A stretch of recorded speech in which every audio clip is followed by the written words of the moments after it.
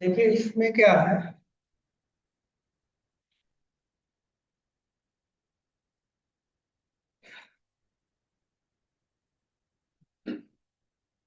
Topic हमारा होता है रेस्टफुल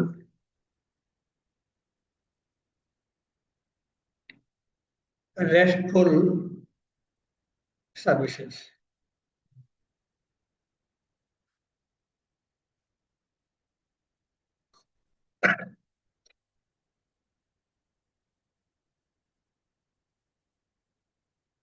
अब इस रेस्टफुल सर्विसेज से पहले आपको ये समझना पड़ेगा कि वेब एप्लीकेशन क्या होता है। अगर मैं जानना चाहूँ कि what do mean by web application, what is web application, what is web application, web application क्या होते हैं। और बढ़ा चुका हूं मैं। सैलड पढ़ा, हमारा वेब एप्लीकेशन था। जेएसपी पढ़ा हमने, वेब एप्लीकेशन था। स्प्रिंग में हमने पढ़ा वेब एप्लीकेशन का। तो डिफिनीशन की बात करें तो सिंपल वर्ड में अगर हम डिफिनीशन करें तो वेब एप्लीकेशन का मतलब है रन ऑन सर्वर। ठीक है, रन ऑन सर्वर। कोई भी एप्लीकेशन जो सर्वर पे रन करता है उसको एक सिंपल सरल भाषा में हम कहें, that is called web application. तो लिख लेते हैं, web application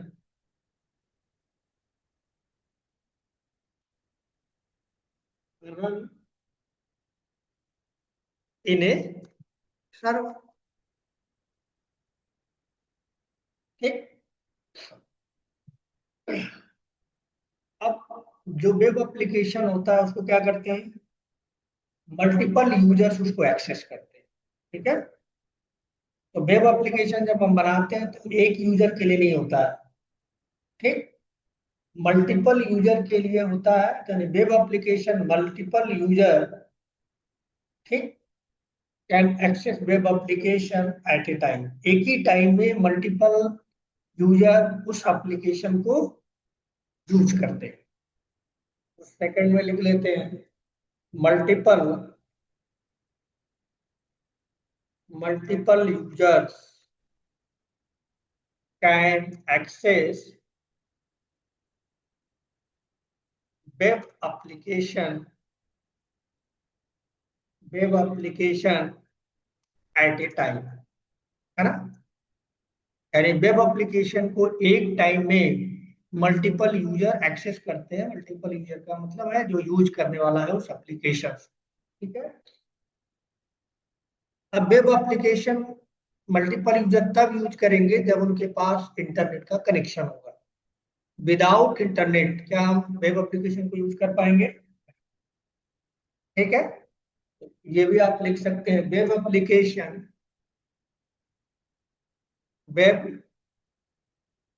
application will access using internet. यानी वेब एप्लीकेशन को यूज करने के लिए क्या होना चाहिए, इंटरनेट होना चाहिए। अब वो अलग बात है कि हम अपने अपने लोकल पे बनाते हैं तो हमारा जो कंप्यूटर है या लैपटॉप है, जो भी जहां भी बना रहे होते हैं, हमारा जो लैपटॉप या कंप्यूटर है वो सर्वर भी काम कर रहा, एज ए सर्वर भी काम करता है और एज ए क्लाइंट भी काम करता है। वो अलग चीज है कि हम अपने लोकेशन पे बना पाते हैं, अपने प्रोजेक्ट में बना पाते हैं। लेकिन रियल टाइम सिनेरियो की बात करें तो वहां पे क्या होगा, सर्वर होगा। हेलो। हाँ। चलो अभी बात मत करेंगे क्लास। ठीक है। Web application access using internet, तो हम अपने एप्लीकेशन पे लोकल ड्राइव पे हम चाहें तो अपने कंप्यूटर को, अपने लैपटॉप को सर्वर की तरह भी ट्रीट करते हैं। ठीक। और क्लाइंट की तरह भी हम ट्रीट करते हैं।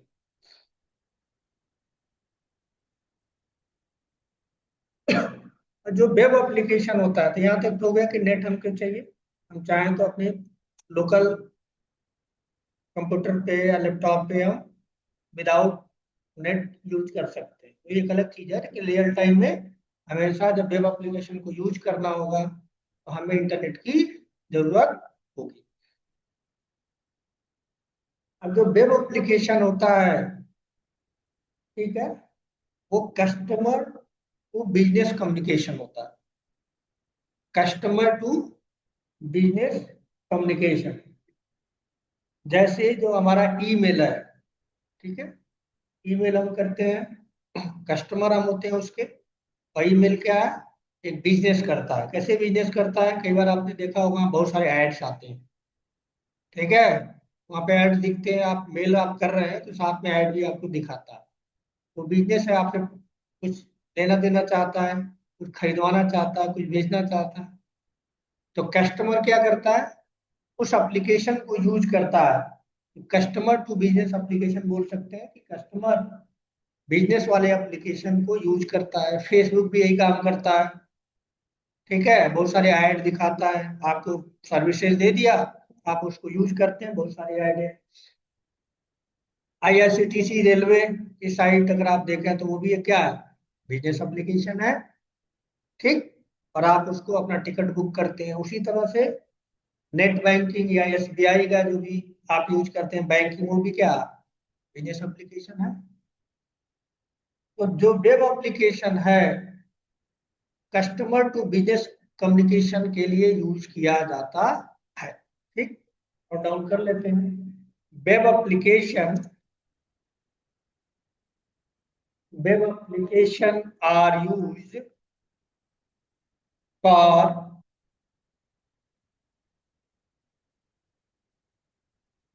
Customer to business, business communication,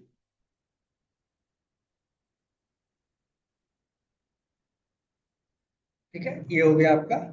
ठीक है, कुछ पॉइंट्स हो गए वेब एप्लीकेशंस के। एग्जाम्पल भी इसको लिख लेते हैं। जीमेल लिख सकते हैं, ठीक। फेसबुक लिख सकते हैं,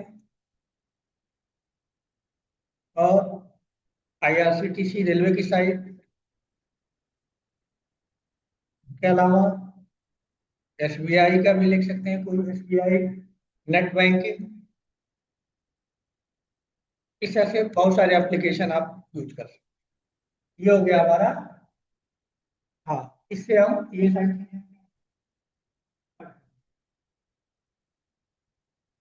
ठीक। अब यहाँ पे जो हम कर रहे हैं, बिजनेस एप्लीकेशन देख रहे हैं, इसमें एक नया टर्म्स आता है, इसी को थोड़ा बड़े लेवल पे एक्सटेंड किया गया है।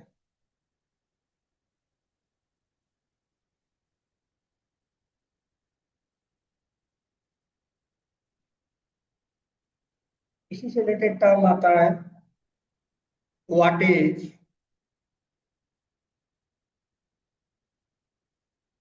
What is distributed application.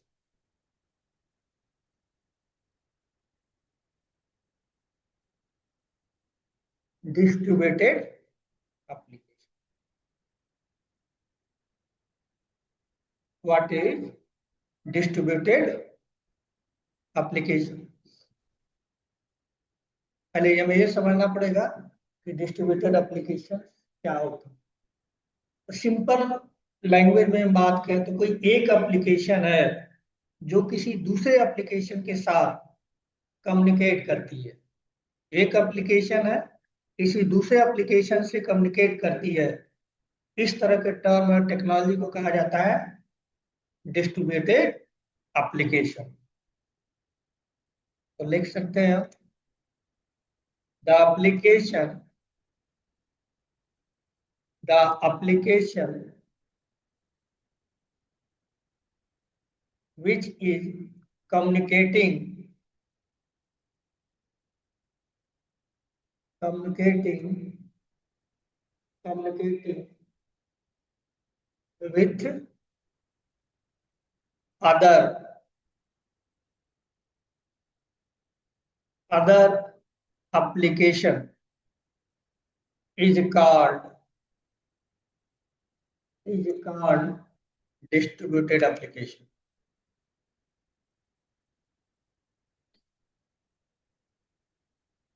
Distributed application, ठीक है। यानी एक एप्लीकेशन किसी दूसरे एप्लीकेशन के साथ कम्युनिकेट करती है, तो इस तरह के एप्लीकेशन को हम कहते हैं डिस्ट्रीब्यूटेड एप्लीकेशन। अब ये जो डिस्ट्रीब्यूटेड एप्लीकेशन की मैं बात कर रहा हूँ, जरूरत क्या है इसकी? कोई ना कोई जरूरत होगी, कोई ना कोई एडवांटेज मिल रहा होगा, तभी आप इसको यूज करेंगे, अदरवाइज यूज करने के लिए नहीं है।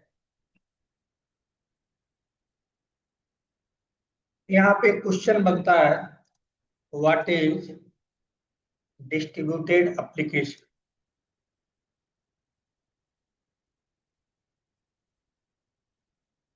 व्हाट इज डिस्ट्रीब्यूटेड ऐप या एप्लीकेशन?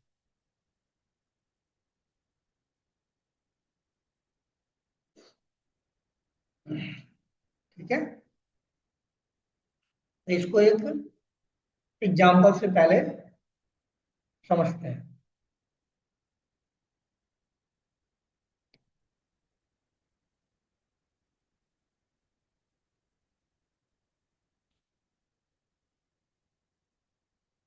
तो मान के चलते हैं हमारे पास क्या है, एक मान के क्या चलते हैं, हमारे पास है अ, आधार एप्लीकेशन। हमारे पास क्या है, एक आधार एप्लीकेशन जो होता ही है, सबका आधार नंबर होता है। एक आधार एप्लीकेशन है, मैंने यहाँ पे लिख दिया आधार।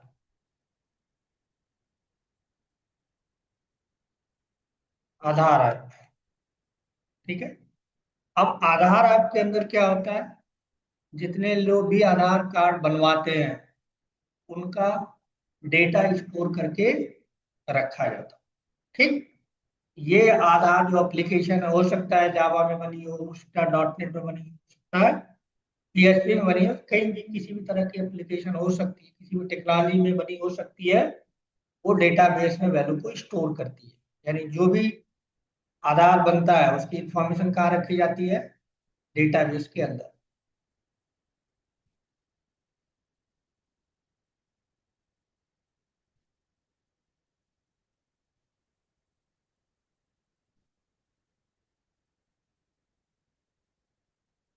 ये हमारा हो गया डेटाबेस।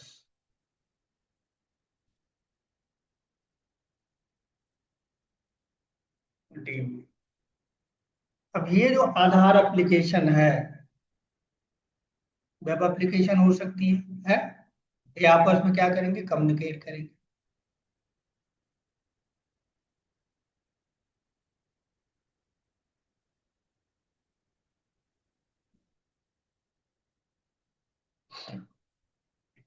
ठीक। अब मान लीजिए ये आधार हमारे पास है और हमें वेरीफाई करना है कि जो सिटीजन है, इंडियन सिटीजन है या किसी भी सिटीजन का वेरिफिकेशन करना, सिटीजनशिप सिटीजनशिप वेरिफिकेशन करना, तो उसका आधार नंबर लिया जाएगा और उसको वेरीफाई किया जाएगा कि इंडियन सिटीजन है कि अगर होगा, आधार कार्ड बनाया होगा, वो वेरीफाई कर देगा।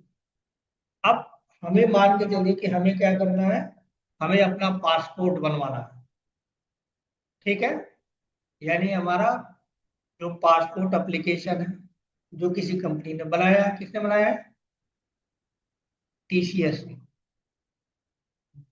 हाँ, TCS ने डेवलप किया है इसको। हाँ, पासपोर्ट जो आप बनवाते हैं वो TCS का प्रोडक्ट है, पासपोर्ट एप्लीकेशन,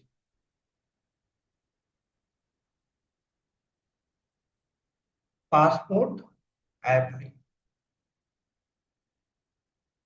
अब जो पासपोर्ट एप्लीकेशन है, ये भी क्या होगी, ऑनलाइन चल रही है, यानी ये भी क्या है, वेब एप्लीकेशन।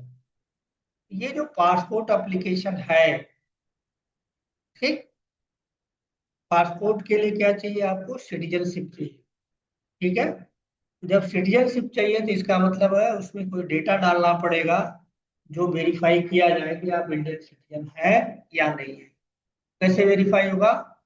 आधार कार्ड से वेरीफाई होगा, आधार नंबर से वेरीफाई होगा।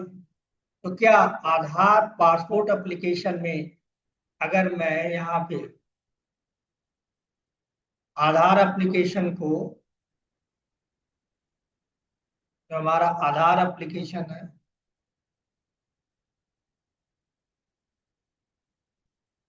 इसको मैं सीधे क्या दे दूं?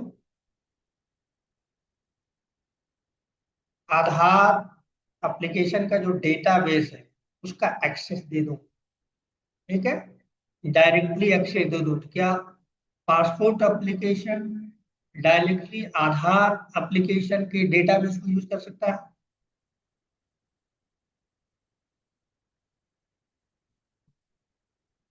हाँ, यूज कर सकता है। यस, यानी passport application directly Aadhaar card के डेटाबेस को एक्सेस की परमिशन नहीं है। ठीक, यानी passport application not directly communicate to Aadhaar database. ठीक है, प्रॉब्लम एक आई हमारा। यहाँ पे आप लिख सकते हो passport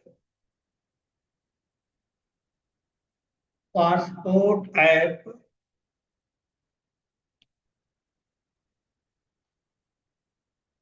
will not directly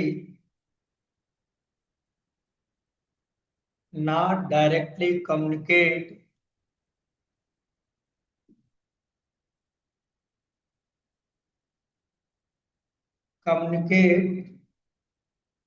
to Aadhaar data.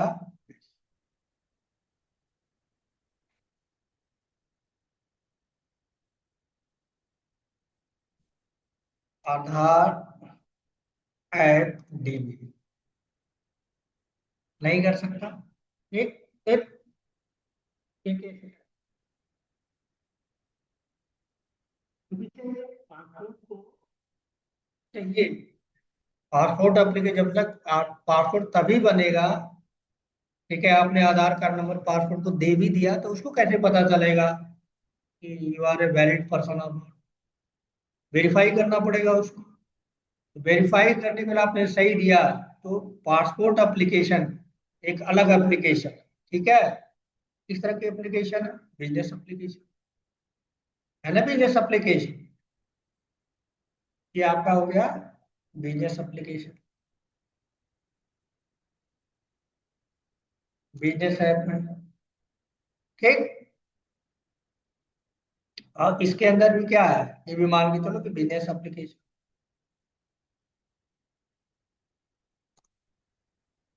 ठीक है, एक एप्लीकेशन किसी दूसरे एप्लीकेशन के साथ डायरेक्टली क्या कर सकती है? कम्युनिकेट नहीं कर सकती। मतलब डायरेक्टली आप इसके डेटाबेस को यूज नहीं कर पाए। ठीक है, तो दूसरा तरीका क्या है? सेकेंड वे है कि डायरेक्ट पासपोर्ट एप्लीकेशन डायरेक्ट आधार कार्ड नंबर डेटाबेस को नहीं भेज सकते। अगर पासपोर्ट एप्लीकेशन को आधार कार्ड वेरीफाई करना है, वो किससे कम्युनिकेट करेगी? आधार ऐप से कम्युनिकेट करेगी। मीन्स ये जो फिगर है बदल जाएगा।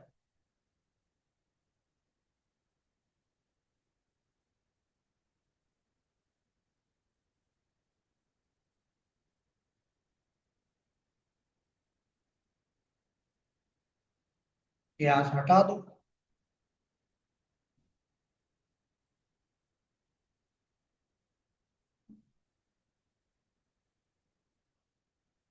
डायरेक्टली कम्युनिकेट नहीं कर सकता, पॉसिबल ही नहीं है।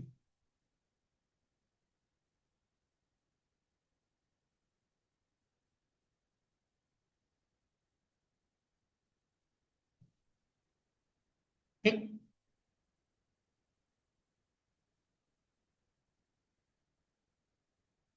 यानी ये पॉसिबल नहीं है। अब क्या किया जा सकता है? अब ये जो पासपोर्ट एप्लीकेशन है उसे अगर आधार कार्ड से सिटीजनशिप वेरिफिकेशन कराना है मीन्स आधार कार्ड वेरीफाई करना। तो ये जो चीज है किससे कम्युनिकेट करेगी? वो कम्युनिकेट करेगी आधार ऐप के थ्रू। ठीक है। यानी ये पासपोर्ट एप्लीकेशन जो आधार नंबर है किसको देगी? आधार ऐप को देगी, रिक्वेस्ट करेगी।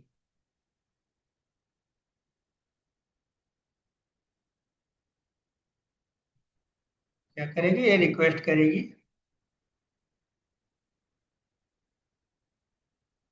पासपोर्ट नंबर देगी, सारा पासपोर्ट नंबर, लेकिन एक टाइम में एक के लिए रिक्वेस्ट करेगी कि आप पासपोर्ट एप्लीकेशन इससे कम्युनिकेट करेगी और ये पूछेगी भाई ये आधार नंबर है, देखो आपका ये वैलिड है या नहीं। अगर है, ये आधार एप्लीकेशन क्या करेगा, जो भी यहाँ से डेटा गया है पासपोर्ट एप्लीकेशन से, जो भी आधार नंबर गया है वो आधार नंबर आधार एप्लीकेशन पे आएगा। वो आधार नंबर आधार एप्लीकेशन अपने डेटाबेस में चेक करेगा। अगर हो हुआ ठीक, तो आप इंफॉर्मेशन लाएगा और रिस्पॉन्स कर देगा कि भाई हाँ this is a valid user और नॉट।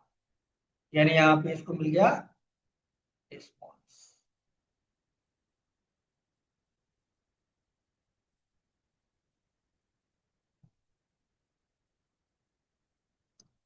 तो एक एप्लीकेशन किसी दूसरे एप्लीकेशन के थ्रू क्या करिए, वेरीफाई करवा रही है। इस तरह के टर्म और टेक्नोलॉजी को क्या बोला जाता है? Distributed application. यानी यहाँ पे रिस्पॉन्स करके देगा। यहाँ पे क्या करेगा? रिस्पॉन्स मिलेगा। रिक्वेस्ट किया और रिस्पॉन्स मिलेगा। या तो होगा वेरीफाई कर देगा, या तो बता देगा कि ये नंबर नहीं है। ठीक है। तो इस तरह से क्या हो गया, passport application will communicate with Aadhaar application to verify the citizen details. ठीक, लिख सकते हैं यहाँ पे passport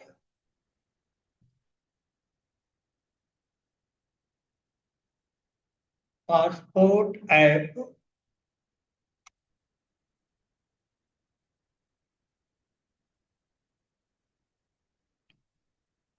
passport app will communicate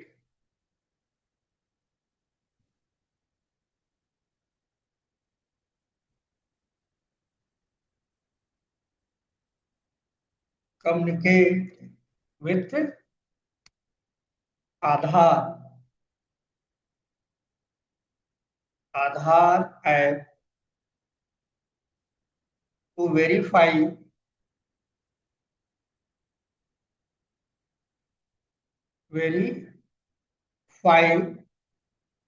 citizen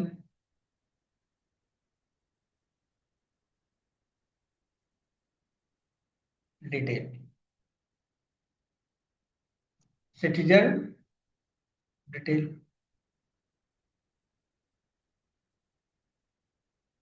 एक एप्लीकेशन कम्युनिकेट कर रही है दूसरे एप्लीकेशन से, पासपोर्ट एप्लीकेशन कम्युनिकेट कर रही है आधार एप्लीकेशन से, आधार एप्लीकेशन डेटाबेस में वेरीफाई करके रिस्पॉन्स करेगा पासपोर्ट एप्लीकेशन पे। तो इस तरह के अगर टेक्नोलॉजी या इस तरह की चीजें होती हैं तो उसको कहा जाता है डिस्ट्रीब्यूटेड एप्लीकेशन। ठीक। और ये डिस्ट्रीब्यूटेड एप्लीकेशन को हम क्या बोलेंगे? एक है ये, और दूसरा ये है, इसको बोलेंगे बिजनेस टू बिजनेस कम्युनिकेशन।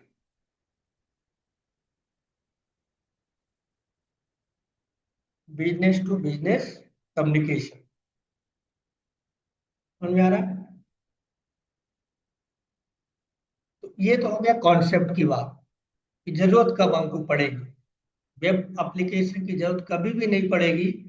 एक एप्लीकेशन से दूसरे एप्लीकेशन के डेटा को अगर शेयर नहीं करना है आपको, कभी जरूरत ही नहीं है। जब वेबसाइट्स आप बनाएंगे तो इस तरह की जरूरत नहीं पड़ती है।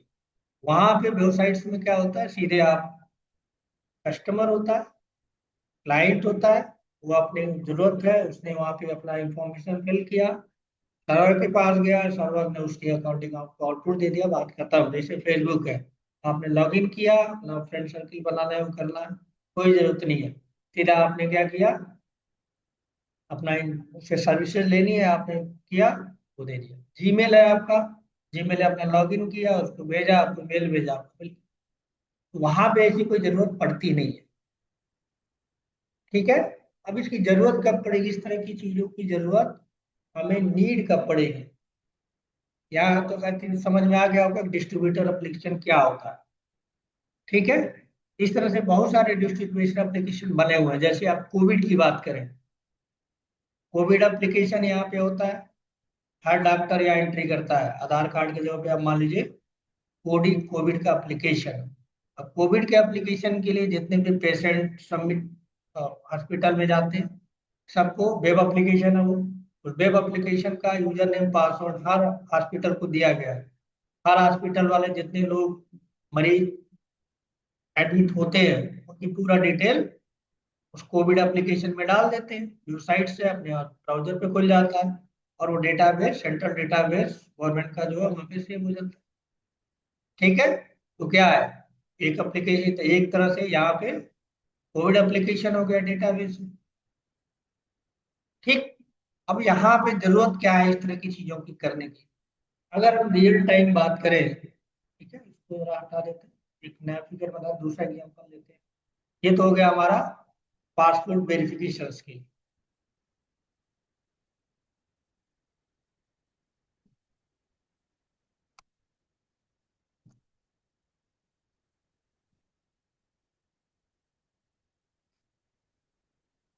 Passport verification. ठीक। अब हमारे पास एक एप्लीकेशन होता है जिसको बोलते हैं वेदर फॉरकास्ट ऐप। ठीक है। जो आपको 24 घंटा पहले मौसम की जानकारी देता है। ठीक है। तो मौसम की जानकारी देता है तो वो सारी चीजें एक डिवाइस के अंदर स्टोर की जाती है। वो सारी इंफॉर्मेशन किसी डिवाइस के अंदर स्टोर की जाती है।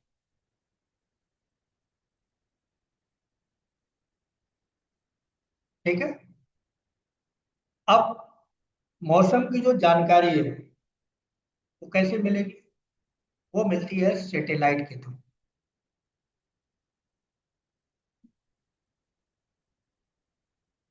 मान लीजिए हमारा ये सैटेलाइट है।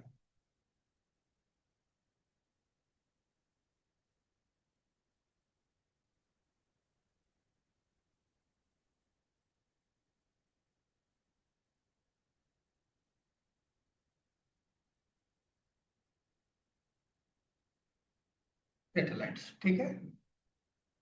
यानी सैटेलाइट्स आपको सारा मैसेज की जानकारी देता है। ठीक। अब इस सैटेलाइट्स के इंफॉर्मेशन को हम किसी चीज डिवाइस में स्टोर कर सकते हैं, हार्ड डिस्क में स्टोर कर सकते हैं, किसी कंप्यूटर में स्टोर कर सकते हैं, है ना।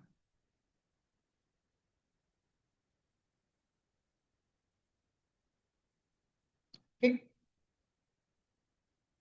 ये सैटेलाइट है, सैटेलाइट का अगर आप इस तरह का एप्लीकेशन कोई करना चाहें तो सैटेलाइट में करोड़ रुपए लगते हैं सैटेलाइट को भेजने के लिए, फिर उसकी टेक्नोलॉजी है या बहुत सारी चीजें।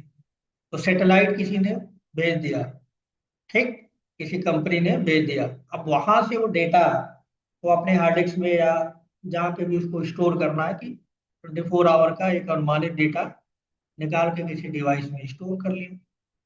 अब उस को डिवाइस को पिक करने वाला, डिवाइस के इंफॉर्मेशन को पिक करने वाला कोई एप्लीकेशन होना चाहिए जो सैटेलाइट से डेटा डायरेक्टली डिवाइस में स्टोर करे। ठीक है। सैटेलाइट से डिवाइस में डेटा को स्टोर करने के लिए, सैटेलाइट डेटा को स्टोर करने के लिए अगर हम चाहें, ठीक है, सैटेलाइट से डेटा अपने डिवाइस में स्टोर करना। ठीक है। मान लीजिए ये ड्यूकेट है, ड्यूकेट चाहता है कि सैटेलाइट का जो डेटा है जो किसी कंपनी ने भेजा है यहाँ पर, मान लीजिए ये आपका ड्यूकेट डॉट इन एक वेबसाइट से। ठीक है। और ये चाहती है कि सैटेलाइट का डेटा हम पिक कर पाए। क्या क्या यूज कर पाएगी? हमारी वेबसाइट जो है, क्या सैटेलाइट से डेटा पिक कर पाएगी? नहीं। क्योंकि अगर हमें सैटेलाइट से वेबसाइट्स में डेटा करने आता तो हम डेवलपर नहीं होते, क्या होते? साइंटिस्ट। सैटेलाइट से डेटा अपनी वेबसाइट्स में ले आने का जो मैकेनिज्म है, वो डेवलपर का काम नहीं है, वो साइंटिस्ट का काम है। इसका मतलब सैटेलाइट से डायरेक्ट हम अपनी वेबसाइट में, सैटेलाइट में तो रहेगा, इंफॉर्मेशन है, पड़ा हुआ है, पूरे वर्ल्ड में कहीं से भी उसको एक्सेस किया जा सकता है। ठीक, उसको डायरेक्टली अपने वेबसाइट्स में हम उस डेटा को कैप्चर नहीं कर पाएंगे, क्योंकि कैप्चर करने के लिए बहुत सारे बीच में मैकेनिज्म होंगे, जो हम एक वेब एप्लीकेशन में नहीं सीखते और नहीं बनाते। उसके अपने अलग तरीके हैं, अपने अलग कॉन्सेप्ट हैं, अलग टेक्नोलॉजी।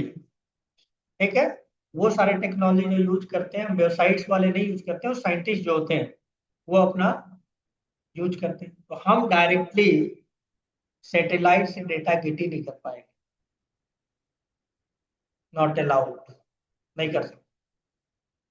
क्योंकि अगर हम कर सकते तो फिर हम डेवलपर नहीं है, हम है प्रोग्रामर। ये कौन करेगा? ये दूसरा फील्ड है, साइंटिस्ट का काम है, तो ये हम नहीं कर सकते। ठीक, तो बना दिया गया, सैटेलाइट भेज दिया गया, और फाइन फाइन डिवाइसेस में स्टोर कर दिया गया, हार्ड डिस्क में स्टोर कर दिया गया, वहीं पे स्टोर कर दिया गया, वहीं हार्ड डिस्क रख के वहीं स्टोर कर, जहाँ पे हमारा सैटेलाइट एग्जिस्ट कर रहा है। अब इसको स्टोर करने के बाद हमें अपने एप्लीकेशन में चाहिए, है, हमें वेदर फोरकास्टिंग का मैसेज चाहिए कि बारिश होगा कि गर्मी पड़ेगा, कितना टेम्परेचर, ये सब सारी चीजें चाहिए। तो कोई ना कोई कंपनी, जो बड़ी कंपनी जिनके पास करोड़ों और खरबों रुपया होगा, भाई साइंटिस्ट को हायर करेगा, तो कहेगा सैटेलाइट से डेटा निकालो। या सैटेलाइट भी वो भेज सकता है अपना खुद का, उसके पास अगर पैसा है। लेकिन ये काम एक छोटी मोटी कंपनी का नहीं है। ठीक है, उस सैटेलाइट से डेटा गेट कैसे करना है, एक लंबी टीम होगी, काफी पैसा खर्चा होगा, टाइम खर्चा होगा, साइंटिस्ट की टीम होगी। वो क्या करेगी? एक एप्लीकेशन बनाएगी। ठीक, जो इस सैटेलाइट के अंदर जो डिवाइसेस लगे गए हैं, जिसके अंदर डेटा रन टाइम पे चेंज होता रहता है, इसके अंदर जो डिवाइसेज होंगी, तो ऐसा तो ना है कि एक बार बना दिए तो वो तो चेंज होता रहेगा मौसम के हिसाब से। सैटेलाइट का जो इंफॉर्मेशन है डिवाइस में होगी। एक एप्लीकेशन बनाना पड़ेगा जो इस डिवाइस से, जो डिवाइस सैटेलाइट में लगा हुआ, ठीक है, उस सैटेलाइट से डेटा क्या हो, हमारे एप्लीकेशन के पास आ जाए। ठीक, यानी हमें एक एप्लीकेशन बनाना होगा जिसका नाम होगा वेदर पॉडकास्ट, वेदर पॉडकास्ट।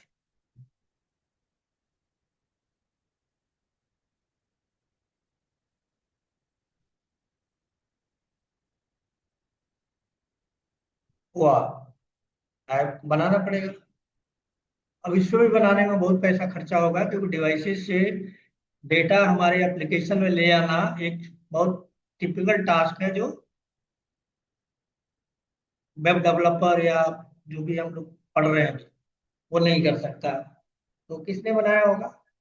कोई किसी किसी किसी ने, किसी कंपनी ने क्या किया होगा, डेवलप किया होगा। किसने डेवलप किया ये चीज?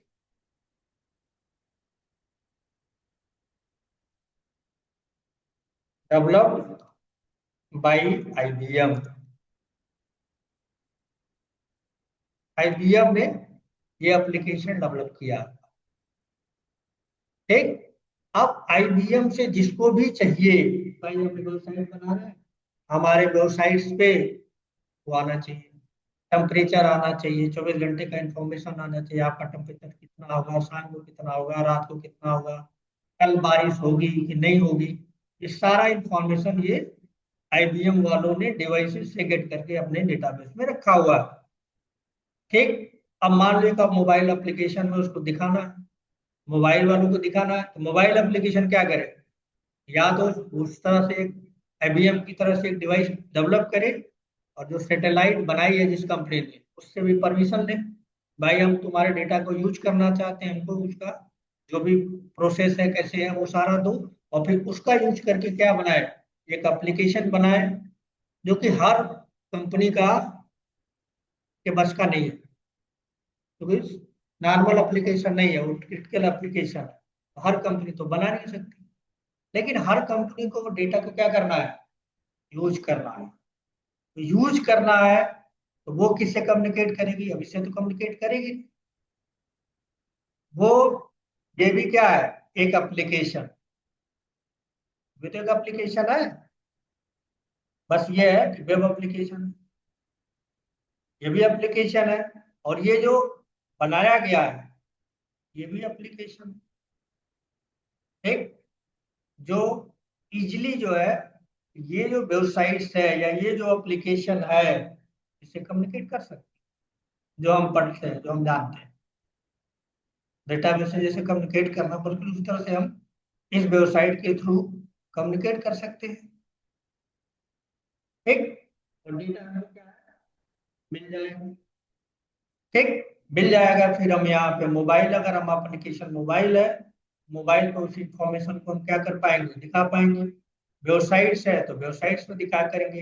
ये रन टाइम पे जो भी सैटेलाइट्स में डेटा चेंज होगा डिवाइसेज में चेंज होगा, डिवाइसेज से यहाँ चेंज होगा, और यहाँ से हमारी एप्लीकेशन ऑनलाइन अगर है तो ये चेक करती है, जो भी अपडेट्स रहेगा हमारी वेबसाइट्स के ऊपर क्या होगा, रिफ्लेक्ट करता रहेगा, या मोबाइल का,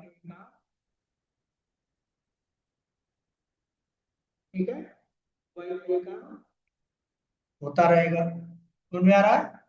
अब क्या होगा, एक एप्लीकेशन किसी दूसरे एप्लीकेशन के साथ क्या कर रही है, कम्युनिकेट कर रही है, this is known as distributed application. ये भी एक एग्जांपल हो गया डिस्ट्रीब्यूटर एप्लीकेशन का। अब ये सारा इन्होंने क्या है, IBM वालों ने क्या कर रखा है, बना रखा है, इसमें बहुत सारे पैसे इन्वेस्ट हुए। अगर वो इंफॉर्मेशन आपको दे रही है, इसका मतलब उन्होंने सिक्योरिटी लगा रखी होगी, इसका मतलब सबको ऐसे फ्री में थोड़े बांटते चलेंगे, उन्होंने सिक्योरिटी लगा रखा होगा, डायरेक्टली आप इसको एक्सेस नहीं कर सकती, भाई उसे परमिशन चाहिए कि हमको अपने वेबसाइट्स के अंदर, अपने वेब एप्लीकेशन के अंदर, या अपने मोबाइल ऐप के अंदर हमें वो टाइम और डेट और 24 घंटे का जो टेम्परेचर है दिखाना है रन टाइम पे, ठीक। तो वो क्या करेगा, ये जो है, ये जो एप्लीकेशन है, इससे कहेगी दे दो हमको भाई, भाई पैसा दो। तो ये एप्लीकेशन IBM कुछ पे करेगी, ठीक है, पे करेगी, तो इसको कैसे एक्सेस करना है उसका कोड IBM कंपनी इस वेबसाइट को देगी। इसका मतलब जब इसको एक्सेस कोड मिल जाएगा तो उसी कोड के थ्रू क्या करेगा, रिक्वेस्ट करेगा। इसका मतलब IBM ने दिया तो उसको पता ही होगा कि क्या उसका जिप कोड क्या है, या एक्सेस कोड क्या है। जिप कोड क्या है, वो जिप कोड जब रिक्वेस्ट करेगा वेबसाइट की हमको चाहिए, जिप कोड के लिए रिक्वेस्ट करेगा, इसके डेटाबेस में वो जिप कोड होगा, वो परमिशन दे देगा, ठीक है। और वो परमिशन के आधार पे जो भी डेटा रियल टाइम होगा वो डेटा इस एप्लीकेशन के पास इजिली अवेलेबल होगी, वो डेटा यहाँ पे इजिली अवेलेबल होगी, यानी यहाँ पे क्या हो जाएगा, रिस्पॉन्स मिल जाएगा, रिस्पॉन्स मिल जाएगा। अब वो जो डेटा यहाँ पे आएगा उस डेटा को आप जितने सुंदर तरीके से दिखा सकते हैं अपने वेबसाइट्स पे अलग अलग फॉर्मेट में दिखा सकते हैं। यहाँ पे क्या होगा, ये जो एप्लीकेशन है, ये जो एप्लीकेशन है, ये जो एप्लीकेशन है, ये दोनों क्या है, बिजनेस एप्लीकेशन, ये भी एक एप्लीकेशन है, बिजनेस कर रही है, ठीक। और उस एप्लीकेशन, जो ये एप्लीकेशन मान लीजिए यहाँ पे स्टूडेंट का आपको पढ़ा है, इसमें क्या है, कस्टमर टू बिजनेस है, एक कस्टमर एक स्टूडेंट इसको एक्सेस कर रहा है। अब इस educat.in में, ठीक है। इसका काम है बिजनेस करना, एडमिशन लेना, और साथ में वेबसाइट को इंटरेक्ट करने के लिए, अच्छा दिखाने के लिए, वेदर कार्ड निकालने के लिए ये जो एप्लीकेशन है, बिजनेस एप्लीकेशन है, वेदर फॉस्ट एप्लीकेशन के साथ कम्युनिकेट करके यहाँ पे भी क्या है दिखा रही है। ये इसके बीच ड्यूकैट और वेदर कास्टिंग एप्लीकेशन के बीच आपस में बिजनेस टू बिजनेस एप्लीकेशन एक दूसरे के साथ वो क्या कर रहे हैं, बिजनेस कर रहे हैं, जिससे क्लाइंट को उस बिजनेस एप्लीकेशन के साथ ही साथ एक नया एप्लीकेशन भी दिख रहा है जिसमें टाइम और डेट और 24 घंटे का वेदर का इंफॉर्मेशन मिल रहा है। इस तरह के एप्लीकेशन को भी हम क्या बोलेंगे, डिस्ट्रीब्यूटेड एप्लीकेशन बोलेंगे। तो डिफरेंस क्या है, अगर हम डिफरेंस की बात करें तो दोनों ही आपस में कम्युनिकेट कर रहे हैं, वेबसाइट्स भी कम्युनिकेट करती है और एक एप्लीकेशन किसी दूसरे एप्लीकेशन को भी कम्युनिकेट कर रही है। तो अगर जानना चाहें कि भाई वेब एप्लीकेशन और डिस्ट्रीब्यूटेड एप्लीकेशन में क्या डिफरेंस है, तो सीधा सीधा आप एक सिंपल डिफिनेशन दे सकते हैं कि web application use for customer to business, customer to business. जैसे हम यहाँ पे ड्यूकेट की बात करें तो कस्टमर स्टूडेंट होता है और ड्यूकेट बिजनेस कर रही है। तो ये जो एप्लीकेशन है यहाँ पे भी कोई अगर इस तरह से कोई हमारा ब्राउजर से इसको एक्सेस कर रहा है, ठीक है, क्लाइंट कस्टमर ब्राउजर का यूज करके करेगा अगर ठीक है, वो कम्युनिकेट कर रहा है किससे, इस वेबसाइट के थ्रू है।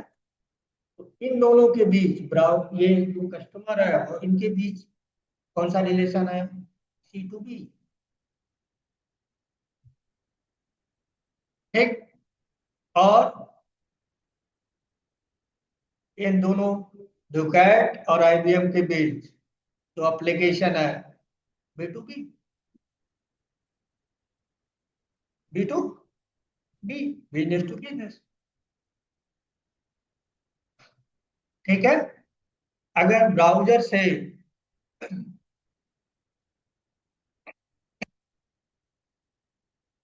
वेब एप्लीकेशन का मतलब हो गया कस्टमर टू बिजनेस, यानी ये वाला है। और एप्लीकेशन एप्लीकेशन का मतलब हो गया कि B2B, यानी डिस्ट्रीब्यूटेड एप्लीकेशन, ठीक। कस्टमर हो गया हमारा स्टूडेंट और ड्यूकेट हमारा हो गया बिजनेस एप्लीकेशन। तो इन दोनों के बीच T2B, कस्टमर टू बिजनेस हो गया। और दूसरा डिस्ट्रीब्यूटेड एप्लीकेशन का मतलब हो गया आधार कार्ड वाला, जो हमने देखा है आधार का एप्लीकेशन, यानी पासपोर्ट एप्लीकेशन, पासपोर्ट एप्लीकेशन और आधार एप्लीकेशन के बीच, यानी दो एप्लीकेशन के बीच जब कम्युनिकेशन हो रहा है, डेटा का आदान प्रदान हो रहा है, उसको बोलेंगे B2B। और उसको क्या बोल सकते हैं, डिस्ट्रीब्यूटेड एप्लीकेशन, ठीक। अब हम्म,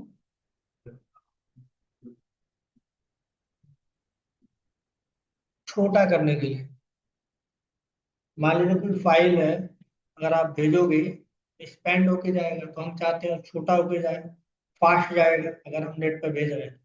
रखना भी तो हार्ड डिस्क में, मान लो पहले, अब तो हार्ड डिस्क बहुत बड़ा बड़ा 1 TB का आ गया, पहले का सोचो 5 GB 3 GB का हार्ड डिस्क होता था। अब डेटा मान लो कोई बड़ी फाइल है यहाँ से वहां ले जाना है, तो वो तो भर ही जाएगा, फिर कैसे भेजो, रखोगे कैसे। इसलिए वो एप्लीकेशन आए थे जिप वाला। लेकिन आज के डेट में उसकी जरूरत नहीं कि क्लाउड आ गया, वैसे तो, या क्लाउड आ गया तो उसमें भी पैसे लगते हैं ज्यादा, में लोगे जिप करके रखोगे थोड़ा कम रहेगा तो ज्यादा कंटेंट आ जाएगा, इसलिए जिप करने का और कोई बहुत मतलब नहीं। या नेट बेस पे कहीं भेजना है, एक जगह से दूसरे जगह कहीं ट्रांसफर करना है वैल्यू को, तो उस केस में अगर आप जिप करके छोटा साइज का करके भेजो तो फास्ट जाएगा नेटवर्क के थ्रू। अब बड़ा लेके जाओगे तो हैवी जाएगा। तो इसलिए जिप करते हैं, अगर कुछ बहुत मतलब नहीं है, जगह बचाने के लिए है, ठीक है। यहाँ पे रियल टाइम अगर हम देखें ना तो 90% एप्लीकेशन डिस्ट्रीब्यूटेड एप्लीकेशन ही होती है। सोच के आप देखो, मार्केट के अंदर जितने भी एप्लीकेशंस हैं, 90% एप्लीकेशन जो है, अब उसको हम वेब एप्लीकेशन बोलते हैं। बैठ जाइए बात। हम बोलते तो हैं कि वो क्या है, वेब एप्लीकेशन है, लेकिन वो रियल में वेब एप्लीकेशन होती नहीं है ना, क्योंकि उसके अंदर बहुत सारे चीजें होती है। जैसे अगर आप फेसबुक को भी देखें तो वेब एप्लीकेशन को कहना ठीक नहीं होगा, एक सिंपल वे में हम कह सकते हैं, क्योंकि हम और वहां से यूज कर रहे हैं चीजों को, लेकिन उसके साथ बहुत सारी फंक्शनलिटी वो खुद यूज करता है दूसरे का। जैसे टाइम दिखाना हो या कुछ इस तरह का काम करना हो, वो दूसरे एप्लीकेशन को, उसके पास तो जरूरी नहीं उसके पास सर्विसेज हो, नहीं, वो आपको तो दिखा रहा है, लेकिन हो सकता है उसकी पर्सनल ना हो, किसी दूसरे एप्लीकेशन से एक्सेस करके वो चीजें दिखा रहा है। तो उन दोनों के जो बीच होगा फेसबुक, और दूसरा एप्लीकेशन के बीच जो इंफॉर्मेशन शेयर हो रहा होगा, यानी एक एप्लीकेशन किसी दूसरे एप्लीकेशन के साथ कम्युनिकेट करके इंफॉर्मेशन आपको तो दिखा रही है, लेकिन आपस में उनमें क्या, दोनों में कम्युनिकेशन है, वो दोनों एप्लीकेशन आपस में डिस्ट्रीब्यूटेड है, अलग अलग है, लेकिन आउटपुट आपको मिल रहा है। ठीक है, तो आपके और फेसबुक के बीच में जो कम्युनिकेशन है वो वेब एप्लीकेशन का है, और फेसबुक के और थर्ड पार्टी के जो टूल का वो यूज कर रहा है, उसके जो बीच कम्युनिकेशन है वो डिस्ट्रीब्यूटेड एप्लीकेशन का है। ठीक है, अब यहाँ पे अगर हम,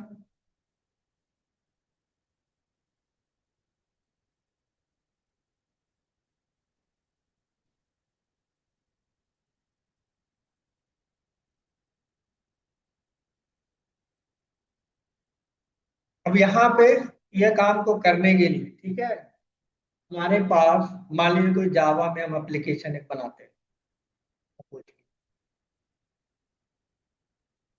ठीक,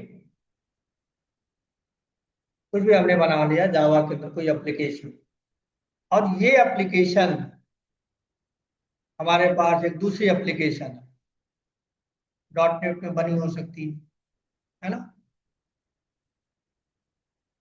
डॉट नेट माइक्रोसॉफ्ट की टेक्नोलॉजी इसमें बनी हो सकती है, और इन दोनों के बीच हम डेटा को शेयर करा पाए, तो इंफॉर्मेशन है। ठीक है, दोनों बिल्कुल अलग अलग चीज है, वो अलग है, ये अलग है, टेक्नोलॉजी अलग है। ठीक, ये एप्लीकेशन जावा में है और ये एप्लीकेशन डॉट नेट में है। इसी तरह से आपने मान लीजिए यहाँ पे कोई कोई बनाया, पाइथन में कोई एप्लीकेशन बनाई है, पाइथन टेक्नोलॉजी में, पाइथन में बनाई है। अब हो सकता है कि पाइथन के पास वो फीचर ना हो सकता है कि पाइथन के पास फीचर ना हो, या वो बनाना नहीं चाहती, पहले भी किसी ने बना के दूसरी टेक्नोलॉजी में रखा हुआ है, मे बी। ठीक, ये जो पाइथन एप्लीकेशन कम्युनिकेट कर सकती है, कम्युनिकेट इससे कर सकती है। तो एक एप्लीकेशन पाइथन में है, दूसरी एप्लीकेशन पीएचपी में, आपस में कम्युनिकेट कर पाए। अभी तक जितना आप पढ़े हैं, जो भी तरीका अभी जानते हैं, ये तरीका आप नहीं जानते अभी तक, जितना पिछले 4 महीने 5 6 महीने में पढ़ा नहीं हो सकता है। ठीक, जावा में एप्लीकेशन बनी है डॉट नेट में, या डॉट नेट में कोई एप्लीकेशन है तो जावा के थ्रू डेटा एक्सचेंज करना चाहते हैं, तो नहीं हो सकता अभी तक। लेकिन इन दोनों के बीच कम्युनिकेट करके डेटा को शेयर कर किया जा सके, डॉट नेट का डेटा जावा में आ जाए, या जावा का डेटा डॉट नेट में चला जाए, या पाइथन का डेटा पीएचपी में चला जाए, या पीएचपी का डेटा पाइथन में चला जाए, या डॉट नेट का डेटा पाइथन में आए, या पाइथन का डेटा डॉट नेट में जाए, जावा का डेटा पीएचपी में जाए, या पीएचपी का डेटा जावा में जाए। ठीक, इन दोनों के बीच कम्युनिकेट कराने के लिए एक टर्म यूज किया जाएगा, वेब सर्विसेज, वेब। ठीक है, और इसमें दो टेक्नोलॉजी होती है, एक एक्सएमएल बेस्ड होती है और एक जेएसएन बेस्ड। तो आज के डेट में एक्सएमएल बहुत पुराना हो गया, पुराने टाइम पे यूज होता था, अब नहीं यूज होता। और स्प्रिंग जो सपोर्ट करता है वो रेस्टफुल उसको बोलते हैं, रेस्टफुल रेस्टफुल वेब सर्विस।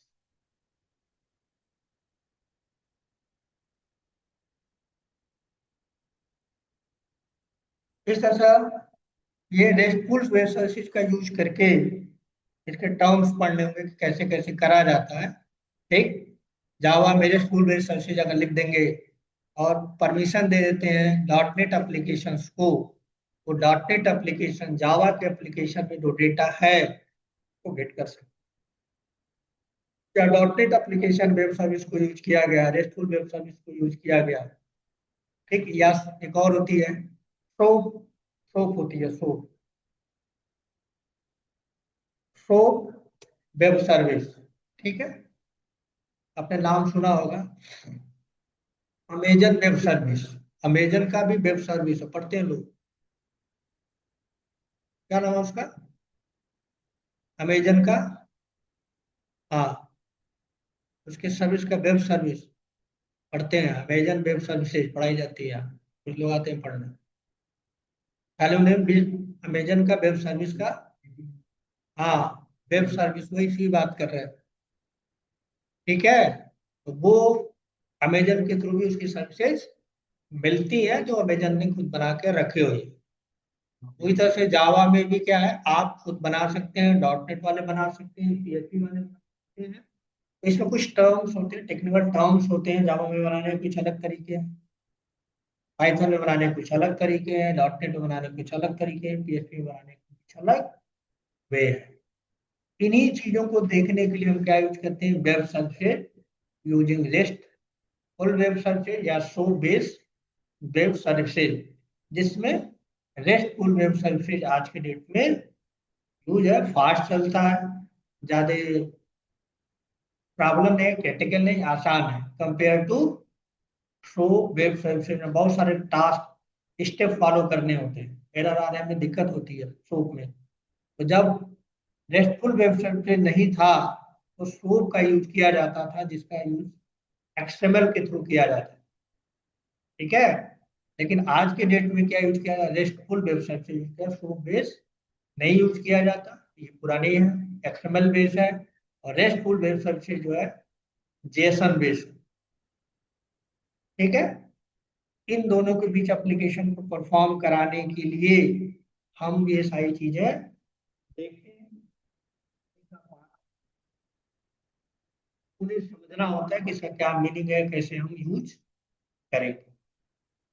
तो नेक्स्ट क्लास में थोड़ा सा और टेक्निकल पार्ट्स को सीख के फिर स्प्रिंग बूट में हम वेब सर्विस को कैसे यूज करते हैं या फिर कैसे हम बनाते हैं। ठीक है, दूसरी टेक्नोलॉजी कैसे जावा से डेटा ले पाएगी, या दूसरी जगह से डेटा अगर भेजा जाए तो जावा कैसे रिसीव करेगा, ये सारी चीजें हमें देखनी है। कल वाली क्लास में थोड़ा सा देख लेंगे प्रोग्राम बना के कि कैसे ये काम करता है, कुछ टेक्निकल टर्म्स और टेक्निकल टर्म्स भी देख, ज्यादा कुछ इसमें है नहीं, बना बना रहता है, कंट्रोलर बनाना होता है, कुछ लॉजिक लिखनी होती है, थोड़ा जेसन का आइडिया होना चाहिए, दैट्स इट, ये में काम हो जाता है। ठीक है, तो नेक्स्ट क्लास में यहाँ से फिर आगे बात करेंगे, कल वाली क्लास। ठीक, तो आज के लिए तो रखते हैं।